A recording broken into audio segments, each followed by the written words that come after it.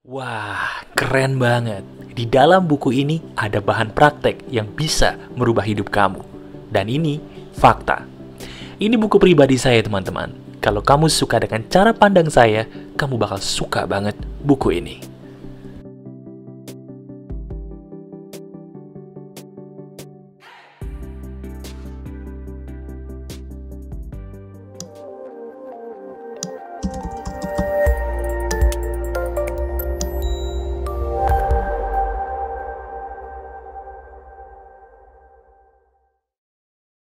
Halo teman-teman, masih ada saya kembali, Aryan Surya, sahabat baik kamu dari Pagar Kehidupan.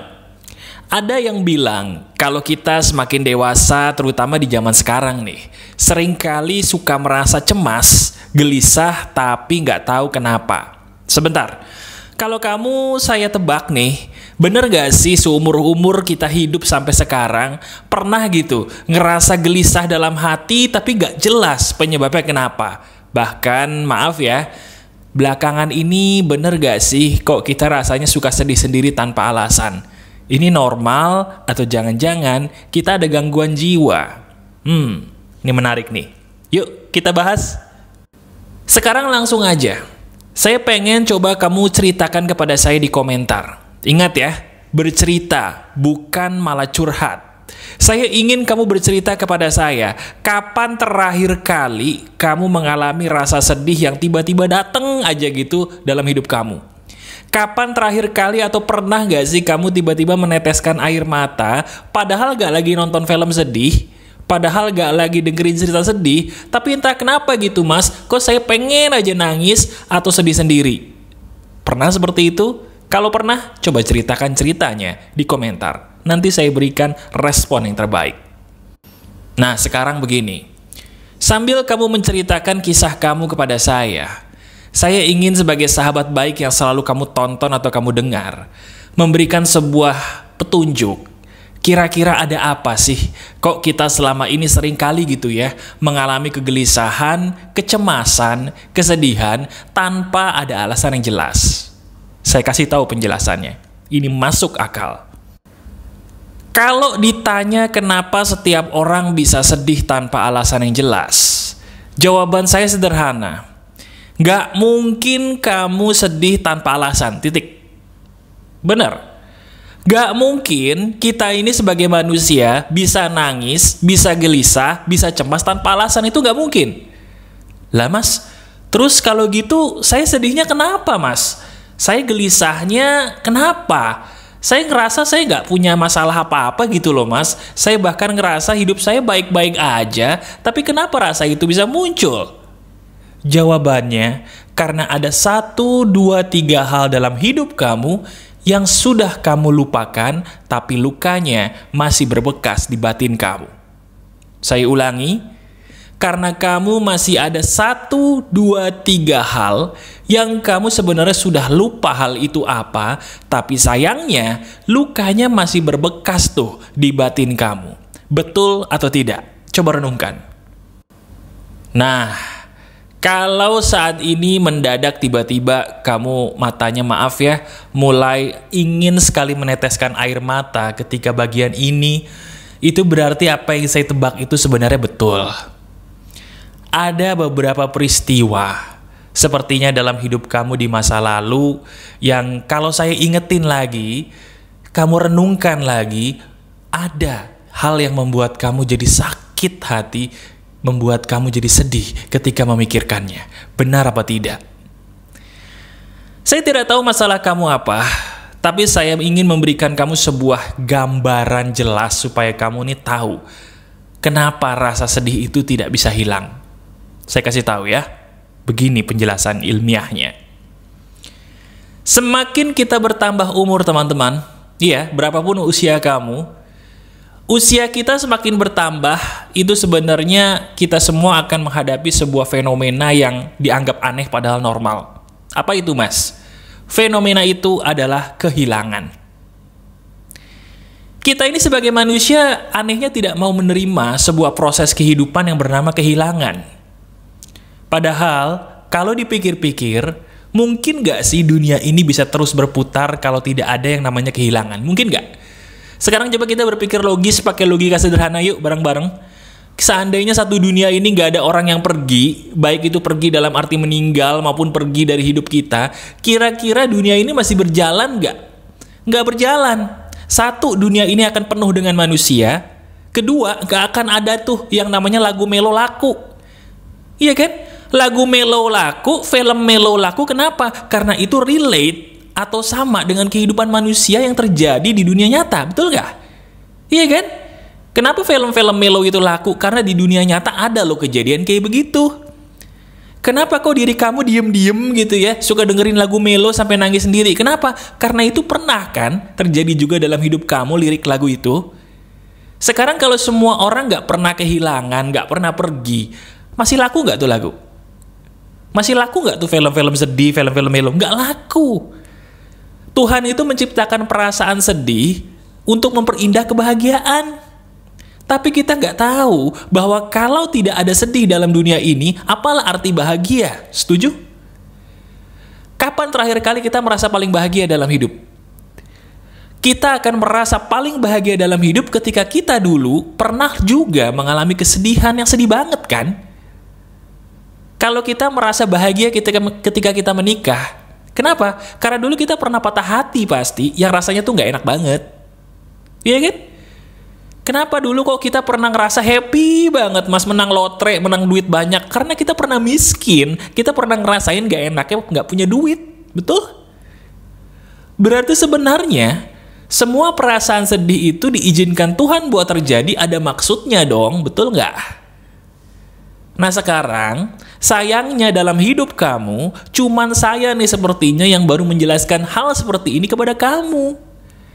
Makanya selama ini sebelum kamu menonton video di hari ini, diri kamu sepertinya tuh sedih terus. Kenapa? Karena nggak ada yang ngasih tahu bahwa hey, sedih kamu tuh normal loh, kehilangan kamu tuh wajar loh. Ini semua proses kehidupan yang semua orang juga ngalamin. Bukan cuman kamu, tapi juga saya kok. Nah sekarang saya bahas dulu dari rasa sedih yang diakibatkan kehilangan. Gini teman-teman, coba katakan di komentar, betul atau tidak semakin bertambah umur, semakin sedikit teman kita. Coba ceritakan juga di komentar ya, kita banyak ngobrol hari ini di komentar nih, saya suka. Ceritakan di komentar, benar atau tidak semakin kamu bertambah usia, kok temen itu makin dikit, betul atau enggak? Heran gak sih kamu ketika usia bertambah, teman-teman itu bukan makin banyak, malah makin dikit ya? Heran? Kalau diri kamu heran, sama. Dulu sebelum saya dapat petunjuk dari Tuhan, saya juga heran nih, kenapa kok teman kita makin lama makin dikit gitu ya? Padahal kita belum tentu punya salah. Tapi setelah saya pikir-pikir, sebenarnya Tuhan itu sayang loh sama kita. Sadar nggak kenapa kita dibuat semakin tua itu semakin kehilangan banyak orang? Sadar nggak? Sebenarnya Tuhan itu pengen ngingetin kita bahwa sebanyak apapun teman yang kita punya, ketika kita nanti berpaling atau ketika kita nanti pergi dari dunia ini ke dimensi yang lebih tinggi, kita tuh sendirian loh. Kata siapa kita itu mati rame-rame? Kata siapa kita diadili oleh Yang Maha Kuasa pergi ke alam dimensi yang lebih tinggi itu rame-rame? Kata siapa? Kata siapa kita dikubur itu rame-rame? Kata siapa? Kata siapa juga di keranda tuh nanti kita bareng-bareng? Kata siapa? Kita semua sendirian loh. Kalaupun kita mati bersamaan, satu kuburan itu satu orang dulu, kita doang. Maksud Tuhan itu ngajarin supaya kita tuh sebanyak apapun teman, jangan lupa daratan. Ingat aku, ingat Tuhanmu, karena cuma Dia yang tidak mungkin meninggalkan kamu kan? Betul nggak? Nah sekarang pertanyaannya, kemana aja kamu selama ini? Kemana aja diri kamu selama ini kok sampai lupa gitu loh untuk nyentuh Tuhan kita lagi? Kenapa ketika kita sedih, kita kok sukanya tuh dengerin lagu-lagu yang gak jelas, nonton film-film yang gak jelas? Bukannya itu bikin makin sedih ya? Kenapa kok ketika kita lagi ada masalah, kok kita cari temen yang belum tentu juga bisa jaga rahasia kita, jaga aib kita gitu loh? Kenapa kita cari mereka? Saya tahu jawabannya, karena saya butuh komunikasi dua arah mas. Kalau saya curhat sama Tuhan itu udah sering mas, tapi cuma satu arah, saya itu butuh balasan langsung. Gitu ya jawabannya. Sekarang kamu ngerasa gak sih bahwa lewat video ini Tuhan itu ngebales doa kamu? Sekarang kamu ngerasa gak sih lewat video ini Tuhan itu komunikasi dua arah loh kepada kamu? Itulah manusia. Manusia itu cuman pengen segala sesuatunya dibalas itu sesuai apa yang dia mau. Saya itu cuman pengen mas dibalas itu pakai kata-kata. Saya itu nggak pengen mas dibalas itu pakai kejadian. Loh, kita ini siapa sih? Kalau kita sadari, yang maha kuasa itu selalu ngebales doa kita, curhat kita. Saya ulangi, kalau kita peka, yang maha kuasa itu selalu ngebalas curhatan kita, doa-doa kita, ngobrolnya kita tuh direspon, selalu. Cuman balasannya itu nggak kayak orang. Balasannya itu menggunakan apa? Kejadian-kejadian. Saya ulangi, kejadian-kejadian. Coba sekarang saya mau tanya. Nomor 1 saya mau tanya dulu sama kamu. Kapan terakhir kali diri kamu ngobrol dua arah sama penciptamu?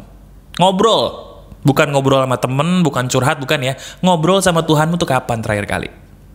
Oh tadi mas, kemarin mas. Semenjak saya nonton video Pagar Kehidupan mas, alhamdulillah saya bersyukur, saya tuh suka banget berdoa. Bagus. Bagus itu. Keren. Tapi pertanyaan berikutnya, udah peka belum? Loh iya, saya nanya ini. Udah peka belum? Coba, sekarang saya tanya. Kan udah berdoa loh? Udah berdoa kan? Udah berdoa, udah ngobrol kan? Oke, saya tanya, apa balasannya?